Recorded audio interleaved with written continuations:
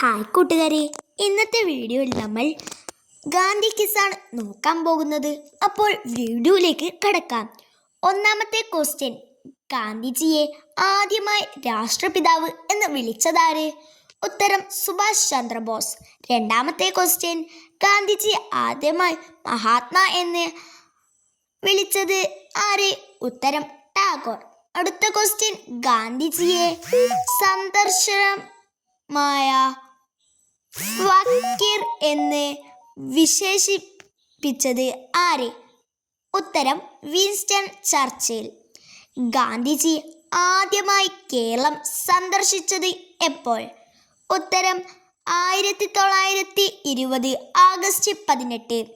അടുത്ത ക്വസ്റ്റ്യൻ, ഗാന്ധിജിയുടെ ആദ്യ കേരള സന്ദർശനം എന്തിൻ്റെ പ്രചാരണാർത്ഥം ആയിരുന്നു?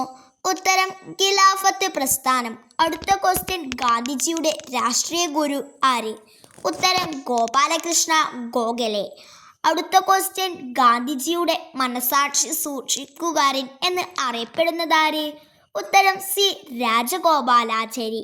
അടുത്ത ക്വസ്റ്റ്യൻ, ഗാന്ധിജി ഇന്ത്യയിൽ നടത്തിയ ആദ്യ സത്യാഗ്രഹ സമരം ഏതായിരുന്നു? ഉത്തരം ചമ്പാരൻ സത്യാഗ്രഹം. ചമ്പാരൻ സത്യാഗ്രഹം നടന്നത് എവിടെ? ഉത്തരം ബീഹാർ.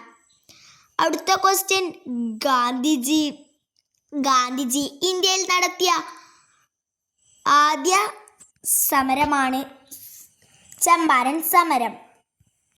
ഗാന്ധിജിയുടെ ആത്മകഥയുടെ പേര് എന്ത്?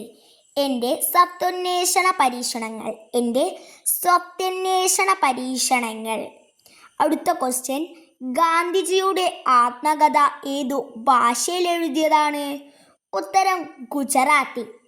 ഗാന്ധിജിയുടെ ആത്മകഥ ഏത് ഭാഷയിലാണ്? ഉത്തരം ഗുജറാത്തി ഭാഷയിൽ. അടുത്ത ക്വസ്റ്റ്യൻ, ഗാന്ധിജിയുടെ ആത്മകഥ ഇംഗ്ലീഷിലേക്ക് പരിഭാഷപ്പെടുത്തിയത് ആര്? ഉത്തരം മഹാദേവ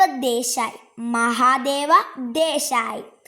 അടുത്ത ക്വസ്റ്റ്യൻ, ജനുവരി 9 പ്രവാസി ദിനമായി ആചരിക്കാനുള്ള കാരണം?